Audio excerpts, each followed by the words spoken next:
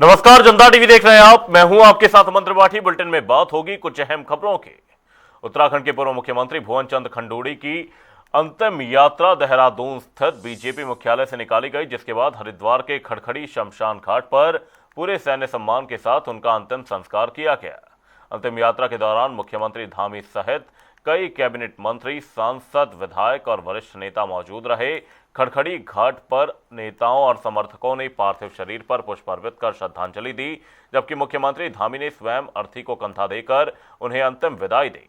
मुख्यमंत्री ने खंडूड़ी को अनुशासन, सादगी और राष्ट्र सेवा की मिसाल बताते हुए उनके निधन को राज्य के लिए अपूरणीय क्षति बताया।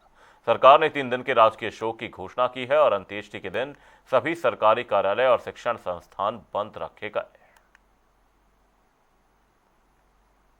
देखिए, हमारे अभिभावक थे और उनका पूरा जीवन हमारे लिए अनुकरणीय है, प्रेरणास्रोत है।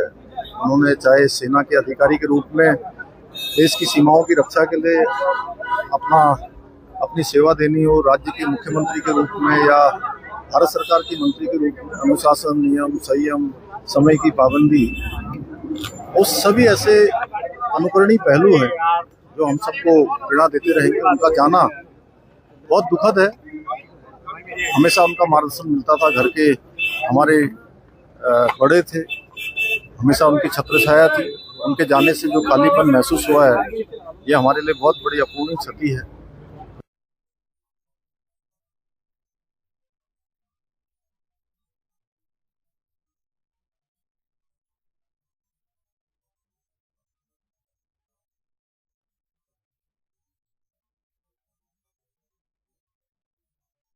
देखिए, हमारे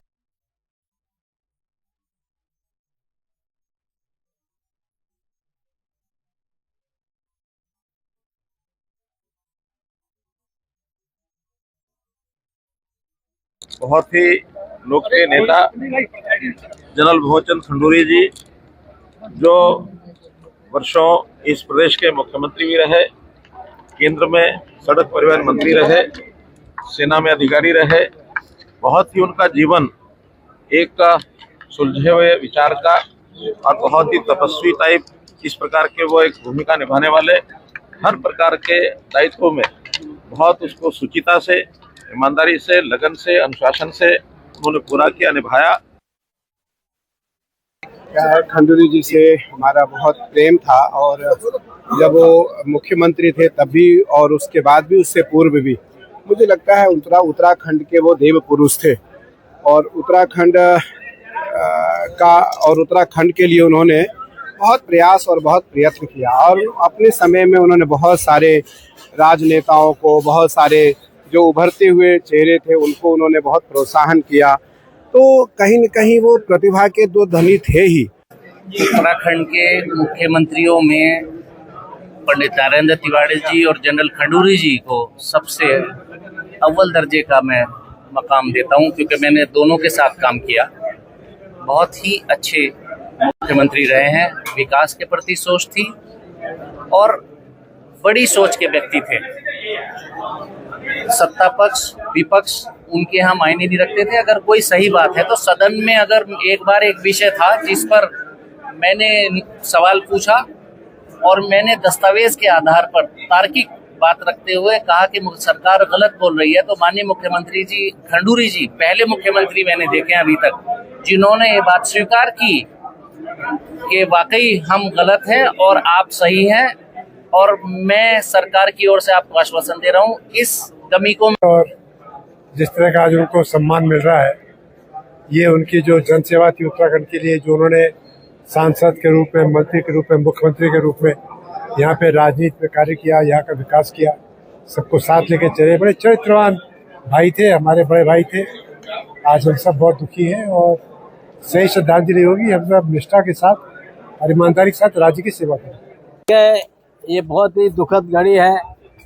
जनरल खंडूड़ी जी का अपने प्रदेश में, अपने देश में बहुत योगदान रहा, और रक्षा का क्षेत्र हो, विकास का क्षेत्र हो, कोई भी क्षेत्र हो। और एक प्रकार से मिलिट्री से रिटायर होने के बाद वो यहाँ के जन नेता बन गए थे। ये उनकी सबसे बड़ी विशेषता थी। और जो काम उन्होंने किया, जितना सड़क का काम सब जानते हैं उनके बारे में, और हमारे प्रदेश को उन्होंने बहुत अच्छा नेतृत्व दिया और प्रदेश को आगे बढ़ाने में सहयोग किया, और देश में भी उन्होंने सड़क परिवहन में बहुत ऊंचा काम किया। एक प्रकार से मैं तो ये मान के चलता हूँ कि मेरे बड़े भाई थे, अब वो हमसे बड़े पार्टी में वही थे, वो चले गए, तो निजी रूप से भी मुझे उसका दुख है और प्रदेश के लिए बहुत नुकसानदायक है। आज जो हम लोगों ने खोया है, जिस प्रकार से एक बहुत स्पष्टवादी जो राजनीति है उसके प्रतीक थे खंडूड़ी जी, और पिछले करीब 26-27 सालों में मुझे खंडूड़ी जी के साथ बहुत काम करने का भी अनुभव रहा। उनका आशीर्वाद। मुख्यमंत्री भुवन चंद्र खंडूरी जी का निधन कल हुआ था और आज खटखड़ी शमशान घाट पर उनका अंतिम संस्कार किया गया है। हमारे साथ बात करने के लिए मौजूद हैं इस वक्त सेना के रिटायर अफसर हैं बिट्टा जी। बिट्टा जी, कैसे याद करने गया था? खंडूरी जी चीफ मिनिस्टर भी रहे, सेंटर के मिनिस्टर भी रहे, पर वो राष्ट्रपति, मेरा उनका जो संबंध था इस राष्ट्र जो संबंध, और आज जो इतनी सड़कों का निर्माण हुआ है हमें आज के राजनीतिक लोगों को, आज के समाज को उनकी खोज कर चले हमारी। तो ये थे हमारे साथ बातचीत कर रहे थे बिट्टा जी, तो सेना के अफसर रह चुके हैं, उनके भी आज भुवन चंद्र खंडूरी जी को यहाँ पर याद करते हुए नजर आए। अपने सहयोगी के साथ में हर्ष सैनी, जनता टीवी के हाथ। रिटायर्ड मेजर जनरल भुवन चंद्र खंडूरी, जन्म 1 अक्टूबर 1934, Dehradun. College of military engineering Pune से सैन्य इंजीनियरिंग की पढ़ाई,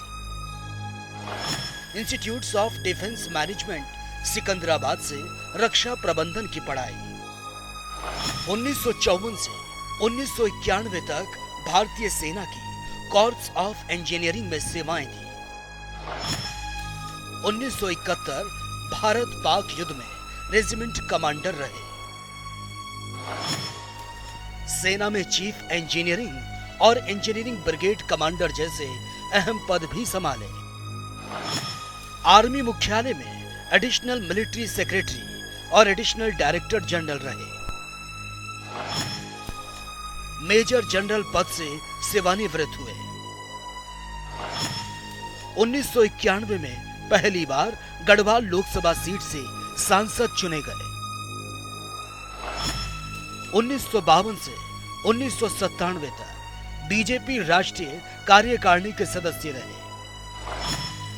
1952 से 1997 तक उत्तर प्रदेश भाजपा इकाई के उपाध्यक्ष रहे। 12वीं लोकसभा 1998 से 1999 तक सांसद रहे। 13वीं लोकसभा 1999 से 2004 में सांसद रहे। 14वीं लोकसभा साल 2004 से साल 2009 में सांसद रहे। 16वीं लोकसभा साल 2014 से साल 2019 में सांसद रहे। 12वीं और 13वीं लोकसभा के दौरान बीजेपी के चीफ व्हिप रहे। साल 2000 से साल 2003 तक सड़क परिवहन एवं राजमार्ग मंत्रालय में स्वतंत्र प्रभार राज्य मंत्री रहे। 2003 में कैबिनेट मंत्री बनाए गए। अटल बिहारी वाजपेयी सरकार में राष्ट्रीय राजमार्ग विकास परियोजनाओं को गति दी। गोल्डन क्वाड्रिलेटरल प्रोजेक्ट और नॉर्थ साउथ एवं ईस्ट वेस्ट कॉरिडोर परियोजनाओं को आकार दिया। साल 2007 से साल 2009 तक उत्तराखंड के मुख्यमंत्री रहे। 11 सितंबर साल 2011 को मजबूत लोकायुक्त कानून की घोषणा की। साल 2011 से साल 2012 तक दोबारा से मुख्यमंत्री रहे। मुख्यमंत्री रहते हुए भ्रष्टाचार के खिलाफ सख्त छवि बनाई।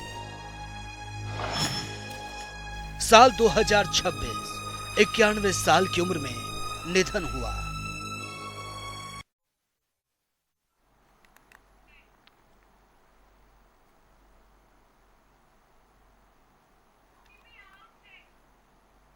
हल्द्वानी में अवैध ऑनलाइन दवा बिक्री, फर्जी ई प्रिस्क्रिप्शन और दवाओं पर भारी छूट के विरोध में केमिस्ट एंड ड्रगिस्ट एसोसिएशन के आह्वान पर शहर की दवा दुकानें एक दिन के सांकेतिक बंद पर रहे। दवा व्यापारियों ने उत्तराखंड सरकार को ज्ञापन सौंपकर ऑनलाइन दवा बिक्री पर सख्त कार्रवाई की मांग की। व्यापारियों का कहना है कि बिना स्पष्ट कानूनी प्रावधानों के इंटरनेट के जरिए दवाओं की बिक्री मरीजों की सुरक्षा और जन स्वास्थ्य के लिए बड़ा खतरा बन रहे हैं। उन्होंने आरोप लगाया कि कई ऑनलाइन प्लेटफॉर्म फर्जी ई प्रिस्क्रिप्शन और बिना वैध चिकित्सकीय सलाह के दवाएं बेच रहे हैं। मेरा नाम गोपाल अधिकारी है, मैं अध्यक्ष हूँ केमिस्ट एंड ड्रगिस्ट हल्द्वानी। यह आज हमारा देशव्यापी बंद है। 28 अगस्त 2018 को एक मसौदा तैयार होता है और वो तैयार होता है ऑनलाइन के लिए, दवाएं होम डिलीवरी के द्वारा जाए एक मसौदा बनता है। लेकिन वो मसौदा हमारे जो व्यापारी अपनी दवाओं की दुकानें बंद कर रखी है, क्योंकि छोटे व्यापारियों को इन ऑनलाइन दवाइयों से बहुत ज़्यादा नुकसान हो रहा है और छोटा व्यापारी अपनी दुकानों को बंद करने की कगार पे पहुंच गया है। इसलिए आज पूरे हिंदुस्तान में इसका विरोध हो रहा है और सभी दुकानें पूरे हिंदुस्तान में दवाई की पूर्ण रूप से बंद है। हम सब एक मत होके ये चाहते हैं कि सारे जितने भी ये ऑनलाइन दवाइयाँ आ रही हैं ये सब बंद हो बस। और मैं चाहता हूँ कि ऑनलाइन जो दवाइयों से, नकली दवाइयाँ जो ऑनलाइन के माध्यम से घर घर पहुँच रही है, जो कम रेटों के माध्यम से वो कहते हैं कि हम कम रेट में दे रहे हैं और वो कहीं ना कहीं कई जगहों पर नकली दवाइयाँ पकड़ी गई हैं, उनको कसने के लिए ऑनलाइन दवाइयों का विरोध होना चाहिए पूरी तरीके से। क्योंकि हम लोग दवाइयाँ देते तो हमारे वहाँ ड्रग इंस्पेक्टर आते हैं, वो चेक करते हैं, प्रॉपर हमारी बिलिंग चेक करते हैं। इनकी बिलिंग चेक ही नहीं हो पा रही है। और दूसरा, जो AI के द्वारा जो जनरेट की जा रही हैं, जो पर्चियाँ जनरेट की जा रही है, 10 साल 15 साल 16 साल का लड़का भी अपने आप को 80 साल बता के नारकोटिक दवाइयाँ अपने घरों पे मंगा दे रहा है। इसका बहुत बड़ा नुकसान है। दवा व्यवसाय जो है एक व्यवस्था के तहत सब बनाया गया है। हमारे पास दवाई में क्या होता है, बैच नंबर आते हैं। असली और नकली की व्यवस्था सिर्फ एक हम बैच नंबर से ही उसको जांच सकते हैं। ऑनलाइन में कोई उनका ऐसी व्यवस्था नहीं है। कोई AI जनरेट कर देना पड़ता है, उससे दवाइयाँ आ जा रही हैं। दूसरा क्या है कि जैसे हमारे लिए नियम कानून है, ऑनलाइन वालों के लिए कोई ऐसे नियम कानून नहीं है गवर्नमेंट के। हमें सेल का बिल रखना है, परचेज का बिल रखना है, कहाँ से दवाइयाँ आ रही हैं, क्या दवाइयाँ, कोल्ड स्टोर हमें उसका मेंटेन करके चलना है।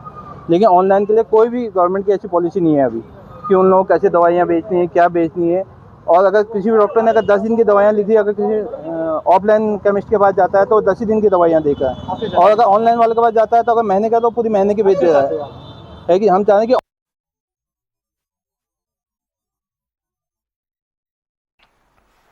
सितारगंज के पास ग्राम लोका में जहरीली शराब और नशे के कारोबार को लेकर ग्रामीणों में भारी आक्रोश देखने को मिला। ग्रामीणों ने आरोप लगाया कि इस क्षेत्र में लंबे समय से अवैध शराब का कारोबार चल रहा है, जिसमें कच्ची पक्की शराब में इंजेक्शन, दवाइयां और कैप्सूल मिलाकर नशा तैयार किया जा रहा है। लोगों का कहना है कि विरोध करने पर उन्हें जान से मारने की धमकी तक दी जाती है। मामले की जानकारी मिलने पर पूर्व विधायक नारायण पाल गांव पहुंचे और ग्रामीणों से बातचीत की। उन्होंने पुलिस प्रशासन से जल्द कार्रवाई की मांग करते हुए क्षेत्र में नशे के खिलाफ सख्त अभियान चलाने की बात कही। वहीं ग्रामीणों ने आरोप लगाया कि इस अवैध कारोबार के कारण कई परिवारों की मौत भी हो चुकी है। प्रशासन चाहिए, कोई लेडीज का कोई कुछ नहीं कर पाएंगे। हम दारू वहाँ पकड़ के देंगे। यहाँ भी हम पकड़ के दिए हैं, यहाँ सील भी लगा है, बाकी आज तक कुछ भी नहीं हुआ। अच्छा, आज इस समय तो टाइम तक मेला लग जाता है। ये डाम में है नीचे दो, उसका लड़का बोल रहा है कि वो आएंगे तो हम तलवार से काटेंगे। हम लोग के जाएंगे छुड़ाने, दारू बंद करवाने के लिए, तो तलवार से काटेंगे। ये जो छोटे लड़के बैठे थे, ये तो ऐसी मर जाएंगे लोग यहाँ के, तो इसे रोकथाम जरूरी है। और जो अगर कोई महिला ये कह रही है कि हम तो पहले बेचते थे अब भी बेचते हैं, जी तो अच्छी बात है, ये तो बढ़िया बात है, नहीं बेचना चाहिए। तो नाराजगी किसी से नहीं है, नाराजगी उससे है जो यहाँ कारोबार कर रहा है अवैध। जी ठीक।